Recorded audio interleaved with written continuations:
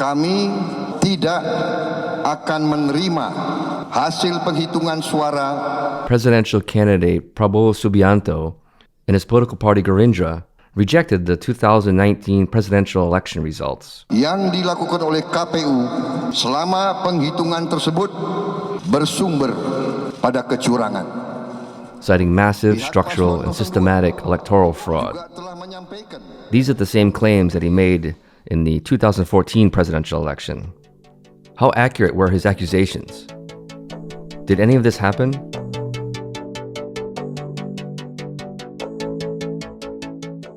Yeah, so that did not happen in the presidential race, or rather, there is no evidence that something like that happened in the presidential race, which makes me comfortable saying it didn't happen, not in the way that they're sort of implying. That's Seth Sorderborg, a Ph.D. candidate in political science at Harvard University and is a visiting fellow at Jakarta Center for Strategic and International Studies, or CSIS. So this is where we have to kind of talk about what fraud is and how it's detected, but also sort of keep in mind that the accounts of people who lose the election are often motivated and incomplete.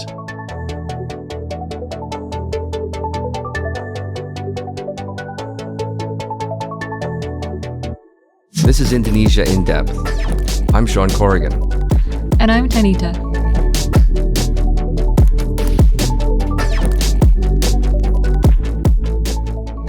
So the Prabowo campaign made this claim that, right, systematic, structured, and massive fraud occurred in the election. The reason they use that phrase is because that's the legal standard they have to meet, right? So that's not a phrase that they're using to simply describe what's going on. That's a phrase that they're using to meet a barrier to entry into the constitutional court. So that's why they're using those terms, and that's why we saw Wiranto using them, actually Megawati and Prabowo using them in 2009. Right. So that's the minimum requirement to have your case heard by the Constitutional Court. Well, and that's in 2008 East Java gubernatorial election where where Kofifa claimed that she lost an election through structured, systematic, and massive fraud. Actually, the court, I don't think it was Kofifa's lawyers, I believe it was the court, said, they've said, in order to rule that something went wrong with an election and we need to rerun it, the fraud needs to be shown to be structured, systematic, and massive. And the reasons for that are that the massive is important because they don't want the courts to become sort of a permanent avenue for everyone to say, well, I lost 300 votes in this polling station, so please rerun the election, right? The massive is really about the margin of victory. Structured is basically there to say you have to show that it was more than an accident because, right, I mean, if you just think for a moment about the scale of the presidential election, if we've got 823,000 polling places, and we imagine that 1% of polling places experience some kind of problem, then 8,230 polling places will have a problem. And it's pretty straightforward to sort of make the claim like, oh, 8,230, that's so many. That's massive. The systematic part is there to basically say, we know that there's some error rate in vote counting.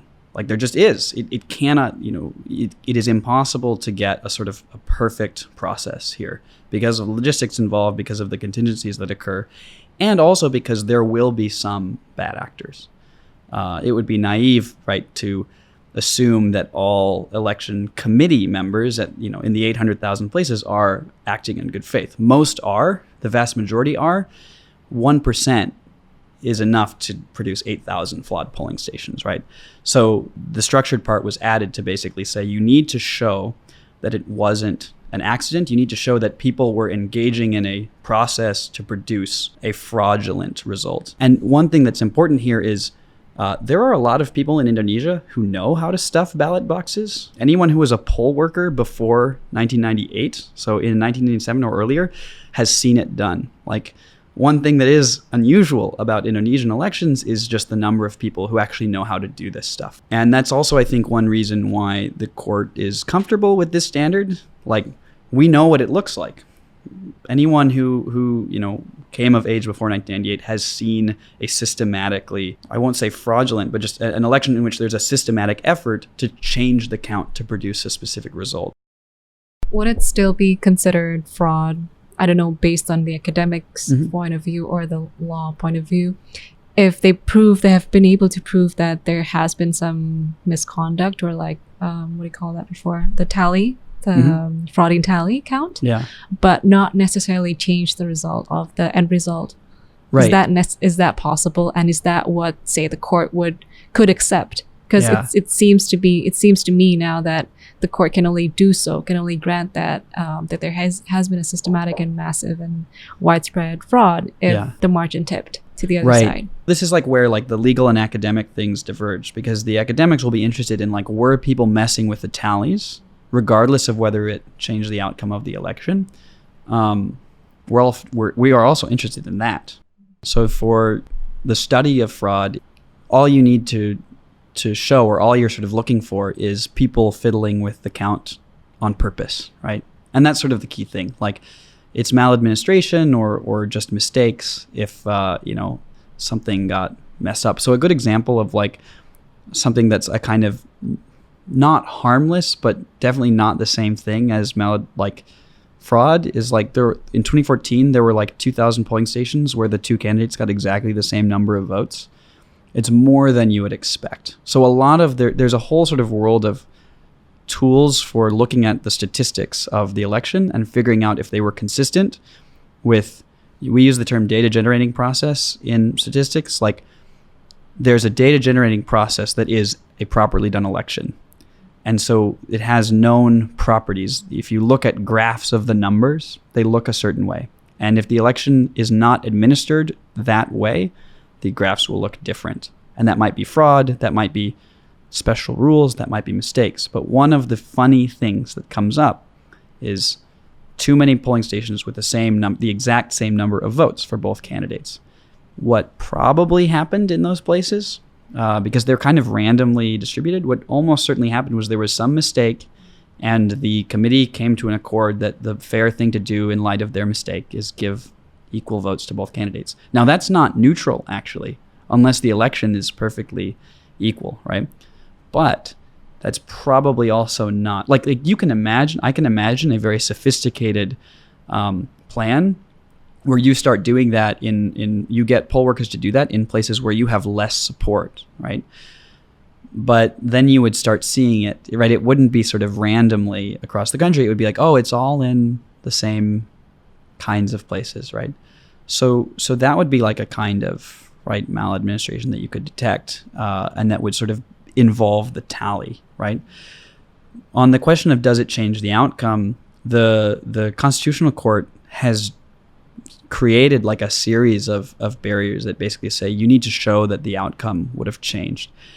And that is common around the world, but a lot of places will also like allow, like even if you can't prove for sure that the number of votes at stake was like enough to change the outcome of the election, if it's close to that, or if there are signs of like something large happening, it's possible for challenges to go through. But the legal standards, the legal reasoning, you almost always have to show that it could have made a difference. And often all that means is like showing problems in enough polling stations that the outcome could change. Like, it doesn't have to be, I mean, it kind of depends on how formal the court, like you can imagine a court that's really hostile to these claims that basically says, oh, you showed that it was in 1,000 polling stations and the margin was, 50,000 votes, and there were 200,000 votes at stake in those polling stations, but you didn't show that those 50,000 votes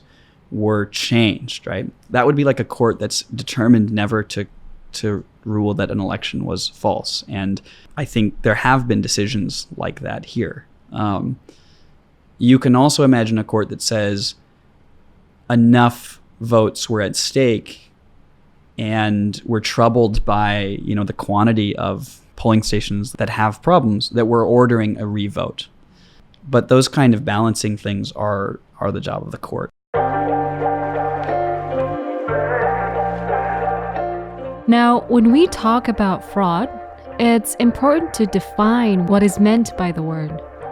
In this case, we're talking about something that is involved with the ballot count, and has been tampered with. But Seth uses the term tally fraud to further specify when someone unauthorized has taken control of ballots. Now, he also stressed that this type of interference is very different than, say, inappropriate campaigning or campaign violations, which reminds us that Indonesia has one of the most restrictive campaign laws for a democracy, such as restrictions on where and when candidates may put up their campaign banner and posters. In the recent election, political party officials often used the word fraudulent when they were discussing campaign violations. And Seth says this is different.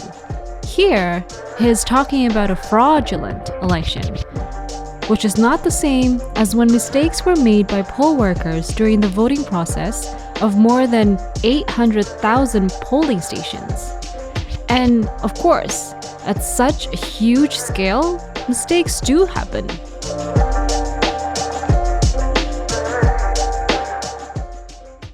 That actually gets into a little bit ways you can see whether something went wrong, which are closely related to ways you detect fraud. But one of the most common ways is to just check. Basically, you borrow techniques from forensic accounting and you say, do the numbers add up? Like, do they literally add up? Are there more votes registered here than voters? Is it more than is plausible? Because Indonesian voting laws do make it possible actually for slightly more ballots to be cast at a polling station than the number of registered voters. You can actually theoretically have 102% turnout. And that's because there's a system in place for provisional voting. So people who are living in a place and want to vote but are not registered in that location or didn't meet the deadline for registration in the place where they're currently living, they can cast ballots in at least national elections. Depending on where their ID card says, they might be able to also cast a ballot in a gubernatorial election. But the point is, there are people, who show up at polling stations who weren't already on the list, and there are some provisions in place for them to cast a vote to accommodate the situation in which everyone registered shows up to vote and a few other people also are registered to vote. Every polling station gets extra ballots. And in 2014, it was set at 102%. So there were 2% additional ballots. I think in 2019, it was the same standard, the same rule. So what you would look for, if there were problems, or one interesting thing that could occur here that actually isn't a sign that anything went wrong on its own is turnout above 100%, but below 102.1%, right? That can happen, and it does, but it's not very common. As you would expect, you would expect that to maybe happen in a few polling stations, and it did in 2014. I don't know how many polling stations that happened in this. How do you actually carry out electoral fraud, or tally fraud, as Seth calls it?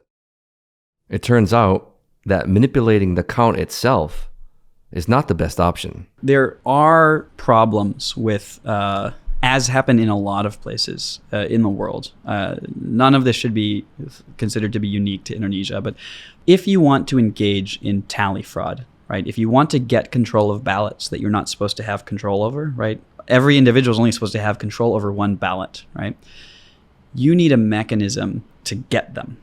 And the mechanisms boil down to maybe 2 or 3. You need some way of getting extra ballots sent somewhere where they won't then be used by people. That's a big one. Or you need control over people who do the counting to get them to change counts after the ballots are cast. So when you're thinking about, how would you get a supply of ballots? If the sort of perfect, the closest thing to the perfect fraud is where you actually are able to punch the ballots yourself. Because if you fiddle with the tally and there's an audit or a recount, it might be possible to detect that the change happened, And that's also the case in just mistake.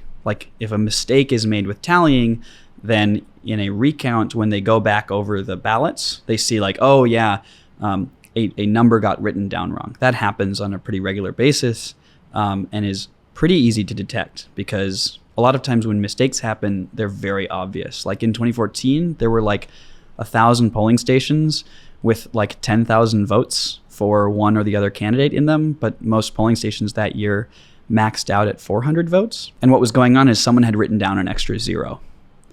And it was very clear. You could, when the C1 forms were online, you could even see like, oh yeah, there's a blurry extra 0 on this.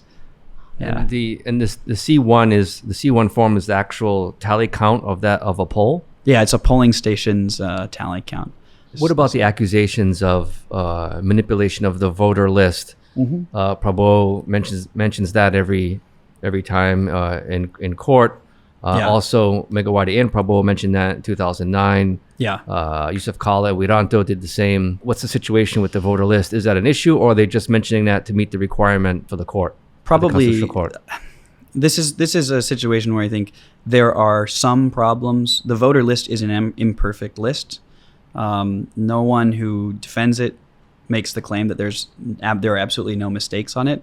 But the existence of mistakes is a very different thing from the existence of a structured conspiracy, right, to change the outcome of the election. So a couple of things on that. When the court said structured, part of what structured means is like you can show that there was a hierarchy and people giving orders to other people to do these things. And with the voter list, that is one of the places where the Prabowo campaign has tried to say there was a structure, because they've tried to make claims that either the KPU or the respective civil registries, the Dukcapil, were somehow taking orders from the incumbent to alter the voter roll.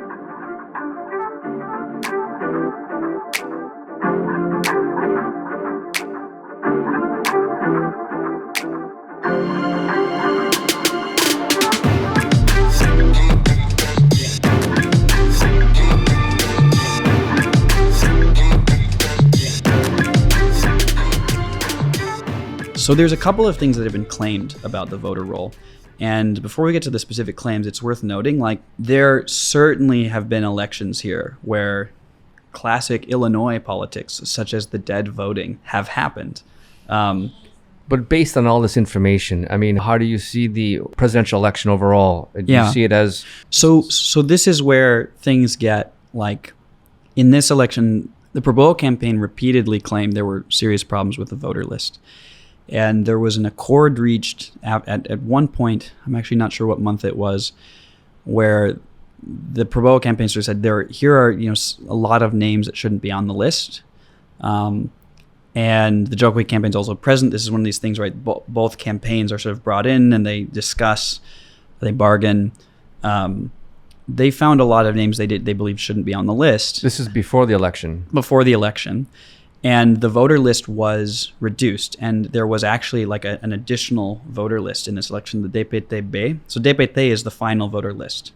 And then there was the DPT-B, which was the Daftar Pemilih Tetap, like Tambahan, right? So the additional list. Yeah, the additional or the revised voter list. And that was smaller than the first voter list. There's a temporary voter list, then there's a final voter list, and then this time there was one more. But after that accord was reached, the Prabowo campaign continued to say there were problems with the list.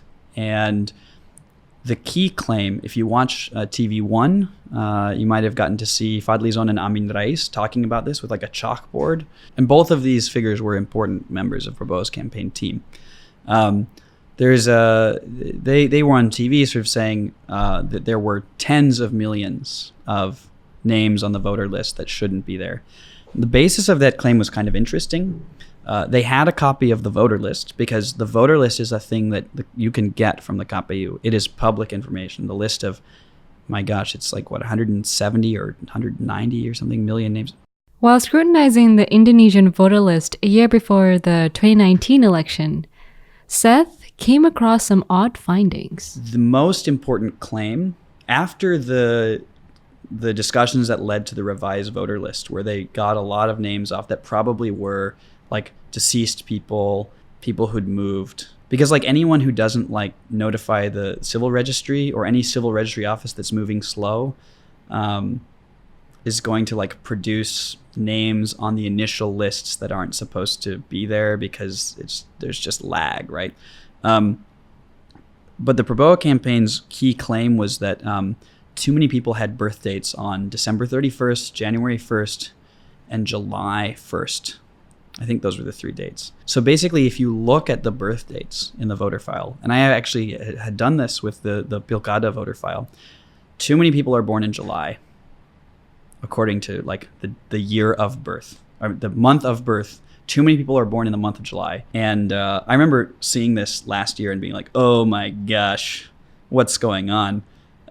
For a while, I thought that maybe people were like taking their kids' KPUs out in July to get them into school or something. Yeah, that does happen, yeah. Right, which it's like, oh, okay, like people are entering the system in the month of July. But then it turns out that almost all of them have the same birth date, which actually, there are 3 different dates that pop up way more than you would predict, according to like an actuarial table. So an important fact about the claims made by the Prabowo campaign before the court case and during, they said that birth month and birth date should be uniformly distributed. In other words, people should have roughly equal probability of being born on a given day. That is not true. Like that's a well-known fact among demographers that birth date data is weird. And like people are generally not born on weekends because births are generally not induced on weekends. Things like that happen. There are important shifts around holidays. I think Indonesians know that 9 months after Lebaran, a lot of people are born. So you can kind of see these like cycles following Lebaran. So it's not true that like there should be equal numbers of births in every month. There are cycles to this. But it is weird, right? That a lot of people were born on, I think it was July 1st. And December 31st.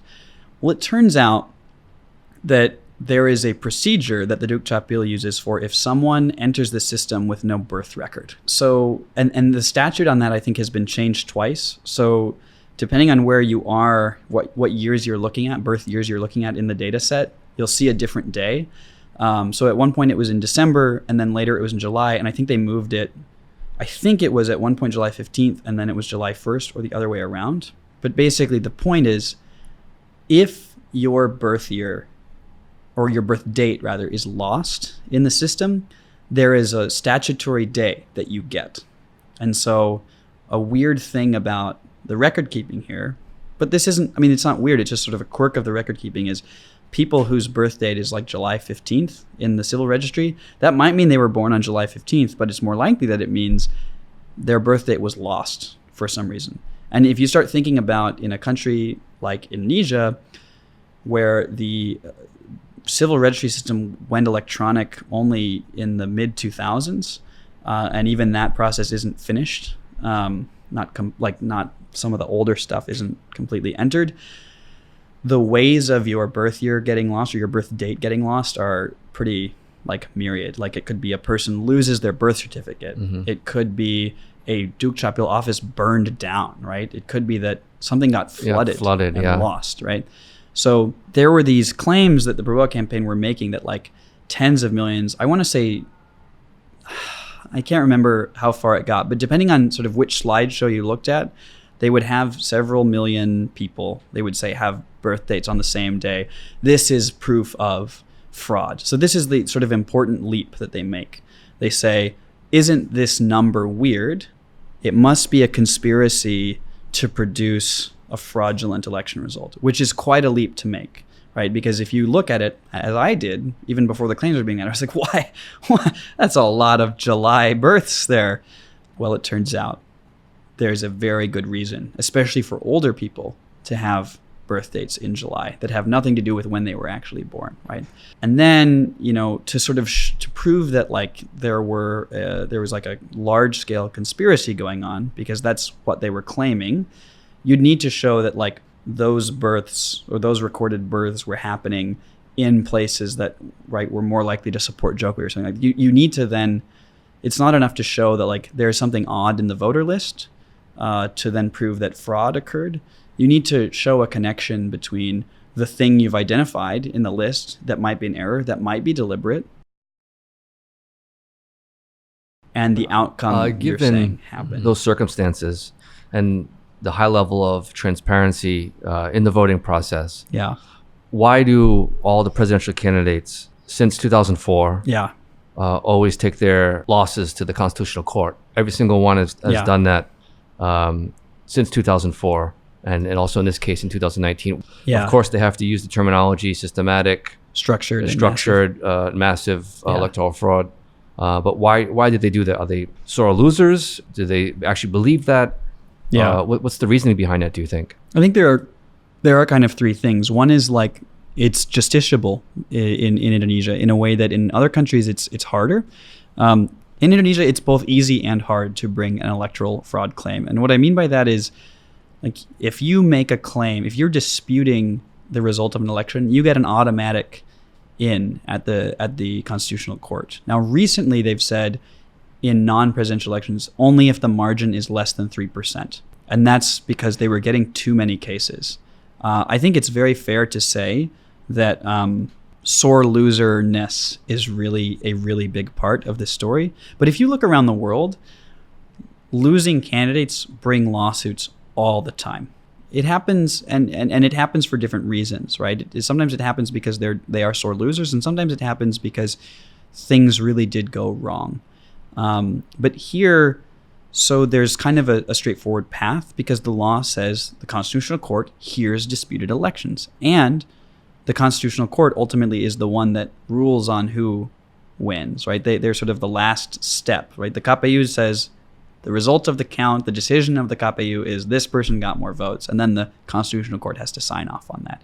So that's why the Constitutional Court is involved so immediately in this process. In a country like Brazil, there's a special electoral court, and their whole job is to hear people say, I lost because they stole it from me. And sometimes that is what happened. So sore loserdom is part of it.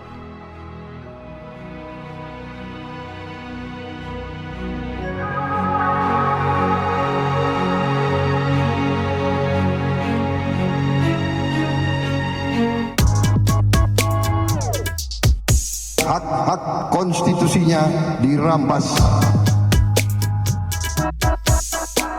Salah input data ya dikoreksi. Stop. Tidak jujur dan tidak adil dan tidak bersih. Hati-hati dengan kecurangan.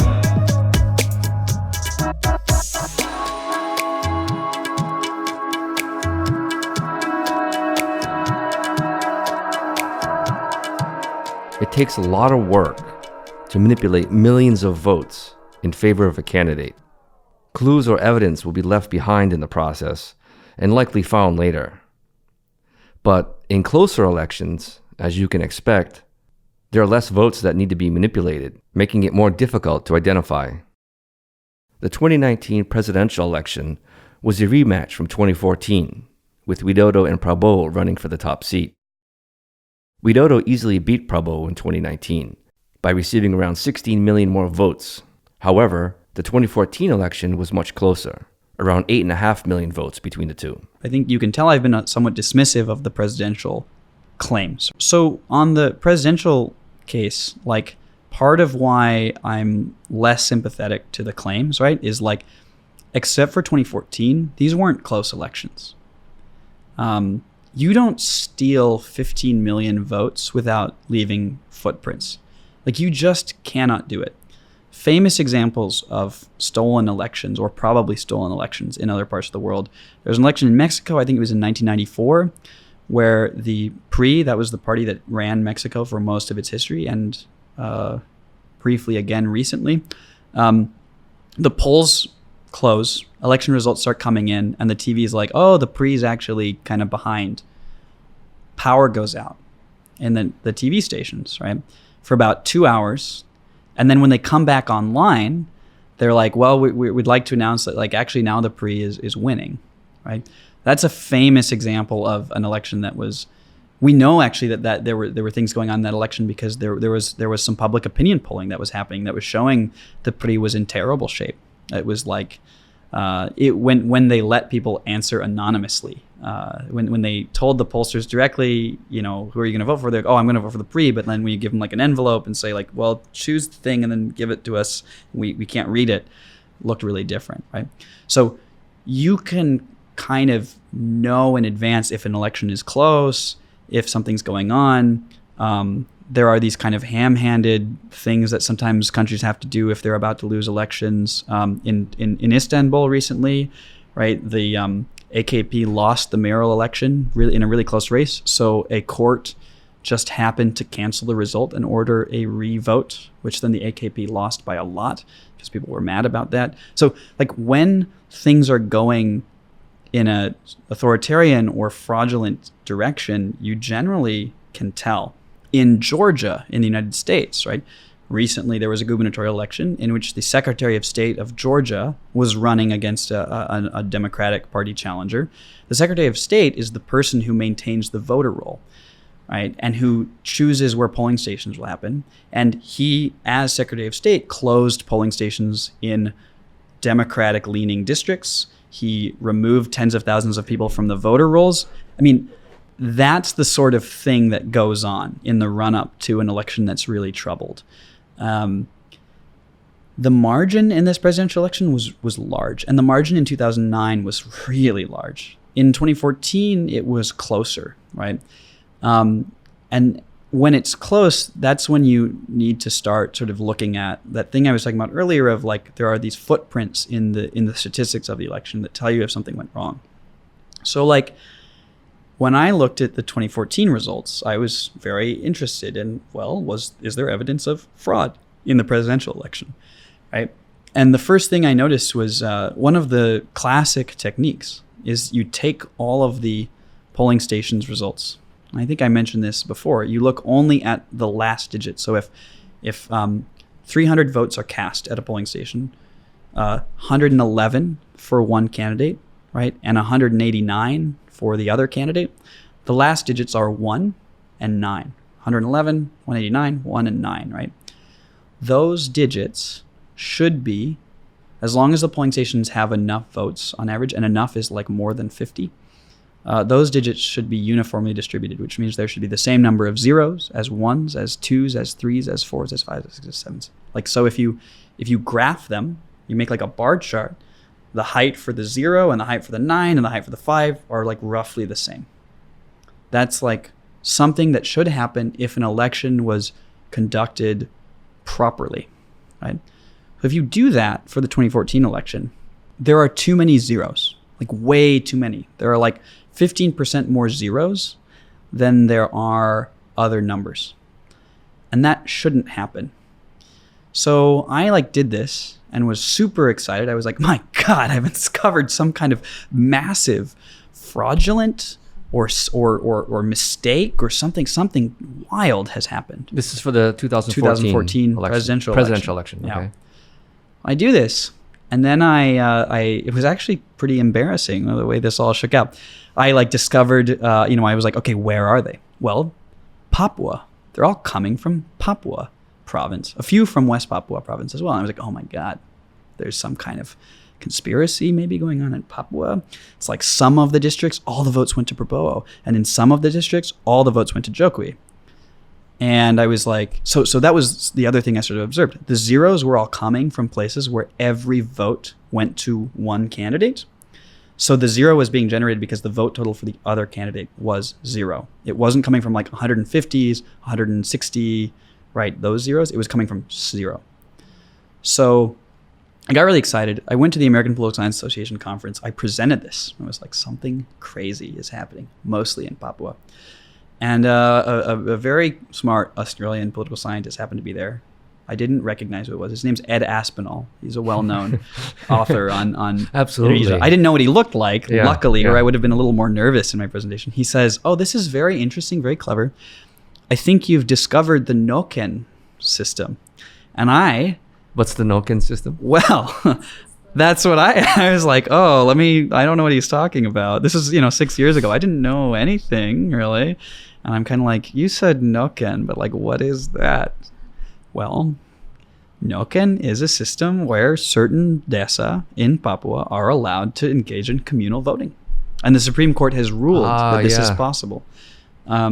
So in a Noken village, all the votes will go to one candidate and 0 votes will go to the other candidate. And I had basically reverse engineered A lot of all that work just Well, and so here there's some really interesting things that came out of that for me. One is I needed to learn more about Indonesian elections, but another thing is these kinds of techniques are called election forensics. They work because they're designed to detect things that deviate from the normal voting process.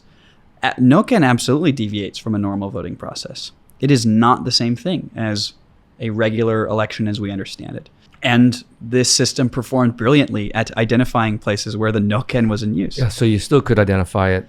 Are there any other areas that have this unique voting process that's authorized to have this unique process? Some areas of NIAS have been authorized to use it, but I don't think they did. But there are some places in NIAS for some reason that the court also ruled could do it if they wanted to. Because there was a court case, it was Papuans saying we'd like to have the same voting rights as everyone else, and the court ruled that Papuan culture is special. The court often has done this sort of thing when cases have been brought from Papua. They've said Papuan culture is communal, and so this is okay. They didn't create any procedures for determining who in the village which holder of traditional authority will be allowed to cast the votes on behalf of everyone. So it's been a continuing source of conflict. But so one interesting sort of note on that is people in the NOCAN village, they have said only places that are using this system or were using this system when the case was brought. I think the case was brought in 2015. I think it was brought after the presidential election. Only places that were using that system can continue to use the system. But people in those villages do not have an individual right to vote. Is interesting. Yeah. And so it's a sort of interesting, the court has basically ruled that people in certain villages in Papua don't have an individual right to vote. Let me just say one more thing about the president, sort of the last follow-up on that forensic stuff, which is when I took out Papua, or when I looked at just, instead of taking out Papua, I just looked at places where both candidates got at least one vote, right? There was nothing weird going on with the numbers. Like as soon as you removed communal voting villages, either by just saying, let's not look at the ones where someone got zero, or let's cut out Papua or these parts of Papua where they're allowed to do it, then there's no weirdness in the election, other than like slightly too many places with exactly the same number of votes for both candidates. And if I recall correctly, during the court case that Prabowo and his legal team brought to the Constitutional Court, in the hearing itself, I think this was raised. Yes, that they're saying, how could this massive coalition, which Prabowo did have at the time in 2014, how could they not receive a single vote? Yeah. And I mean, am I wrong? I mean, did they present this? They did. Did they not know about this? They did, and they knew about it. And so actually, they challenged the results, I think, in 4. It'll take me a minute to bring it up, but I have something on this in my manipulation chapter. They said 4 kabupaten, or 4 places. 2 of them, I think, were whole provinces, and 2 of them were like kabupaten or regions. They said that Madura, Nias Selatan, I think it wasn't all of Nias, and then Papua and maybe West Papua, had problems. And the Madura one was interesting to me because Madura always comes up. Madura is the source of that structured, systematic, and massive standard. The Kofifa case in 2008, they ordered a revote in Madura, in the 3 kabupaten of Madura. But also, it was interesting in the 2014 cases, Madura is a place where Prabowo did very well. And they were saying that there was fraud there. Which seems like a sort of dangerous play to me. Like let's say that the court ordered extra scrutiny of the election, an election where they did pretty well. Clearly, they thought that they should have gotten an even larger total than they did, but they did very well in Madura. But they did raise the Papua places. Of course, there were lots of desa in Papua where Prabowo got all the votes. But it was about twice as many. There were about twice as many desa where Jokowi got all the votes. Interesting. And I think that shouldn't be surprising. We know that non-Muslims preferred Jokowi overwhelmingly and did in both elections. And I think that's a big part of what was going on there. But the point of this is basically the presidential election is, we know from other countries like Nigeria has been studied really carefully. Russia has been studied a lot. There are all these statistical footprints that are left behind that are the result of the structure and the system that are being used to change an election result on a large scale.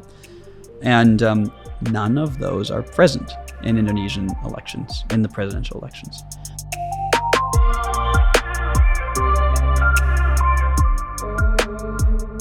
yang mengumumkan hasil perhitungan resmi yang dipakai untuk menentukan angkanya menang dan kalah itu adalah KPU.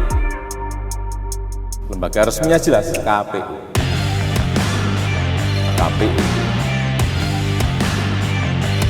KPU. KPU.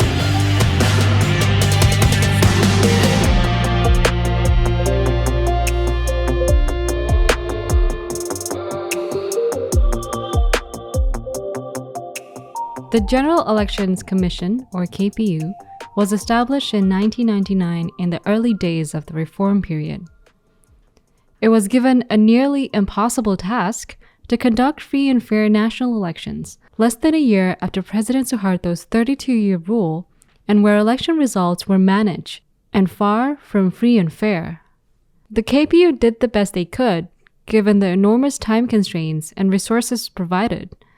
But many experts stated that although there had been shortcomings, they didn't appear to have a major impact on the election results.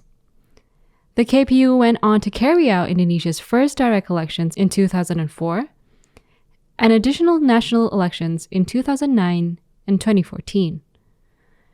Conducting national elections in Indonesia is not an easy task due to the size of the electorate, but also due to the logistical challenges of reaching many voters in remote areas.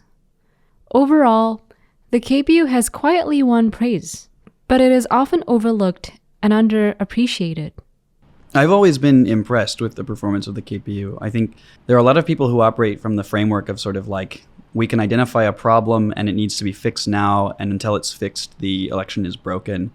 And I think that's not a framework that adequately respects the challenges that the KPU faces in trying to conduct a hand count election over 800,000 polling places in one day. They have a pretty high commitment to integrity. They're fairly decentralized, both because now, since 1999, they've had to be. The law just requires them to be.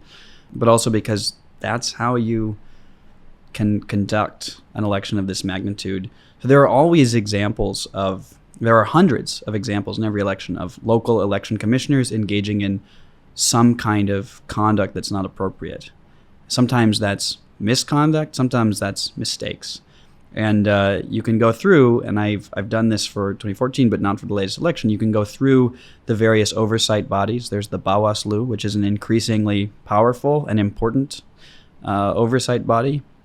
There's also something called the DKPP, which is the Honor Commission of the Election Administration. That's not a great translation of it, but they are the people who are responsible for disciplining election commission or Bawaslu, so election oversight commission members who engage in misconduct. And then there are the ordinary courts, which handle certain kinds of disputes that arise. Well, it's the ordinary state affairs courts, because Indonesia has a civil law system, and there is such a thing as a state affairs court, which is baffling to an American like me, but very normal elsewhere in the world. And then there's also the constitutional court. So there are a lot of different bodies involved in election oversight. There's really one that's doing most of the work of election administration. And I think the KPU does, in general, a good job. And part of the reason we're aware of the hundreds, potentially even thousands of cases of things going wrong is both because the media is free and able to do their oversight function and identify problems, but also because the KPU is pretty good about transparency. And the commission system they have set up, where local commissioners are these independent people, usually drawn from either local legal circles or local advocacy circles, and are separate from the bureaucrats who do a lot of the management, means that it's fairly straightforward. If even one commissioner thinks something is wrong, and when I say commissioner, I usually mean someone like at a kabupaten level. There are commissions in every kabupaten.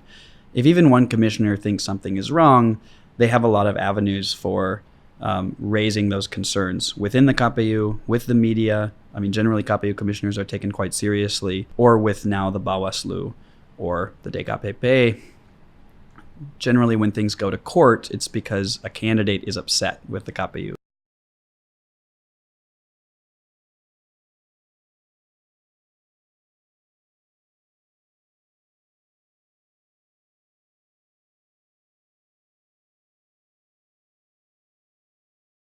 Now, in the legislative races, things get kind of interesting because two things are kind of going on that make it more likely that there will be problems with fraud. So when you think about ways of winning elections, right? Ways of getting the count to say that you got more votes than someone else. There's the way you're supposed to do it, which is convince people to vote for you and not for the other person. But if you think about, like, let's say you're going to do tally fraud, right, across 800,000 polling stations, the logistics of actually doing that are not simple. Just as like the logistics of campaigning across the archipelago are intensive, they're expensive, right? The logistics of getting enough people to be sort of co-conspirators in a systematic attempt to change the results, they are far from trivial. I mean, that's why Golkar, that's a big part of what Golkar's work in the Suharto era was, right? It is not easy to produce as Benedict Anderson, the plausible 2/3 majority, right? You need lots of people doing lots of work, right? So it's not like you can just like have someone in Jakarta change a number. That doesn't cut it because there's so much oversight.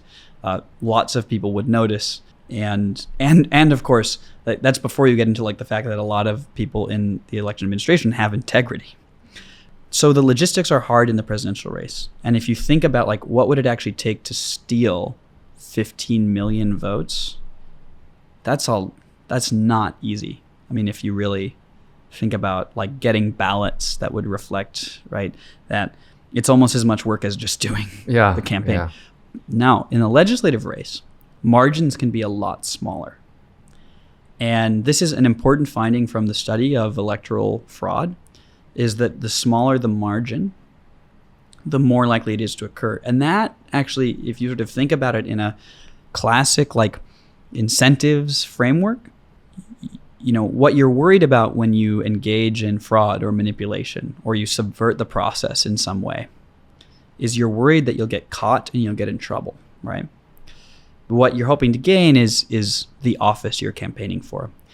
And the larger the number of votes that you have to acquire this way, the more likely you are to be caught.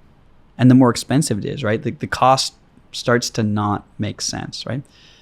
But in a DPRD2 race, lots of people are winning over their nearest rival. DPR2 is the local legislature? That's level? the district or kabupaten legislature or assembly. We'd probably call it an assembly.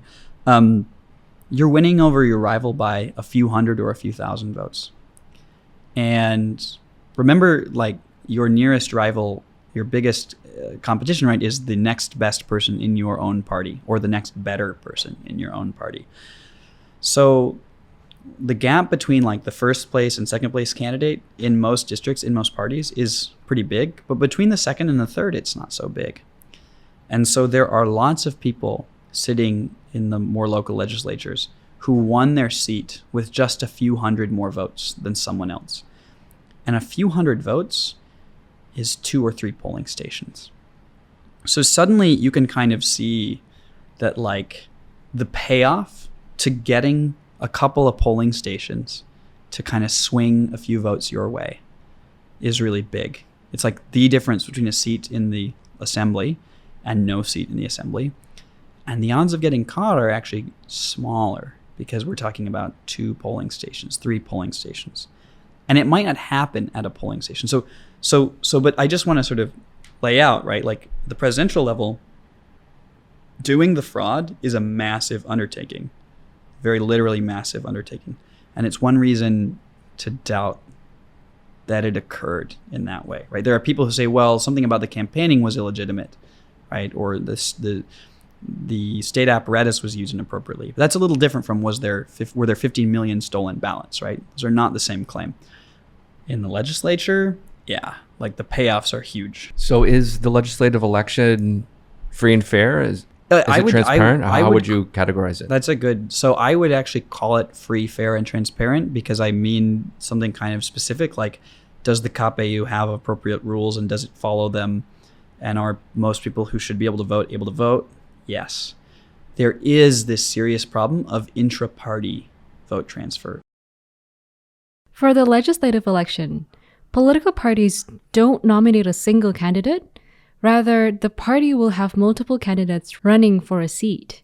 Voters may choose either the party or a specific candidate.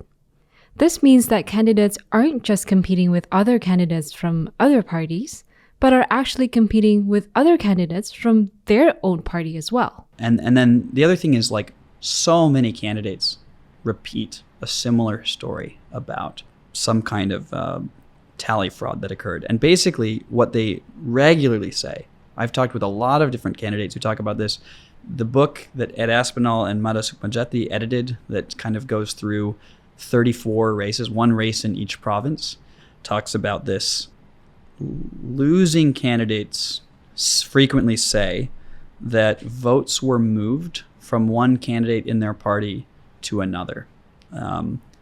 And that, when that occurs, generally involves not KPU commissioners, but like below that, the volunteer vote counters or vote counting committee members at like the sub-district level or in the polling station. One of the main costs of running for office here is paying witnesses to sit at polling stations and make sure that your votes are counted for you. If there's a polling station you couldn't afford to send witnesses to, there's a decent chance you didn't get any votes in that polling station. I mean, there's a decent chance you got a few votes at that polling station, but they were registered maybe to someone else in your party. And that's really important. It's because of that proportional system where the seats go to the parties, but then within the party they go to the candidates in the order of votes they get. There's not a lot of evidence of votes being moved from one party to another. If it's cross-party, you can take it to court. It's really hard to bring to court an intra-party claim.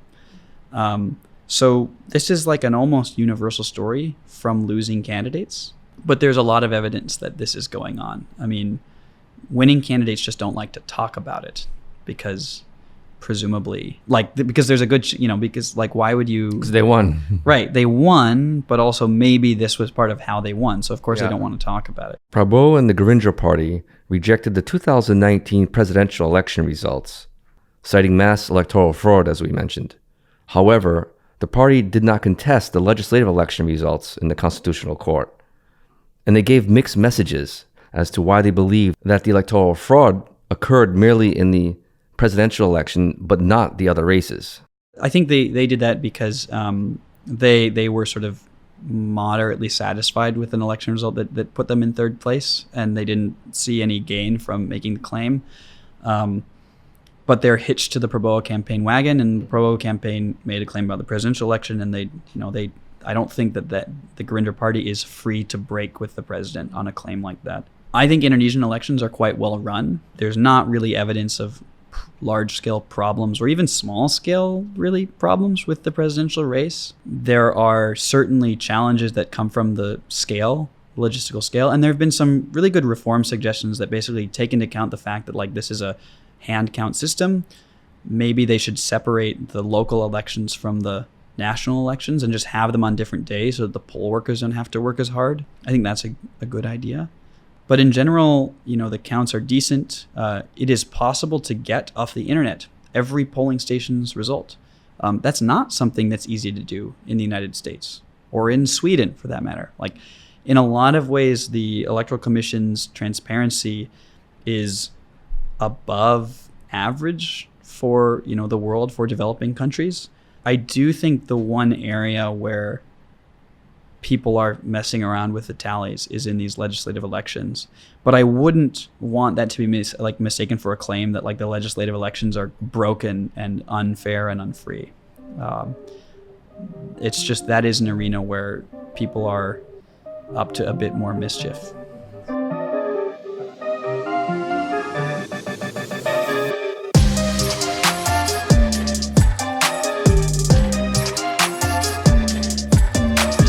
Thanks to Seth Sorderborg, a Ph.D. candidate in political science at Harvard University and author of Electoral Manipulation in Indonesia, from structured, systematic, and massive to sporadic, isolated, and minor, which will appear as a chapter in the forthcoming book, Electoral Manipulation in East and Southeast Asia. So thanks for listening, guys. And don't forget to check out our Twitter at IndoInDepth and also our website, IndonesiaInDepth.com. If you have any feedbacks or comments, you can email us at info@indonesiaindepth.com. Our executive producer is Shawn Corrigan, producer is Tanita, and editor is myself, Veronica. And all additional research is made by me or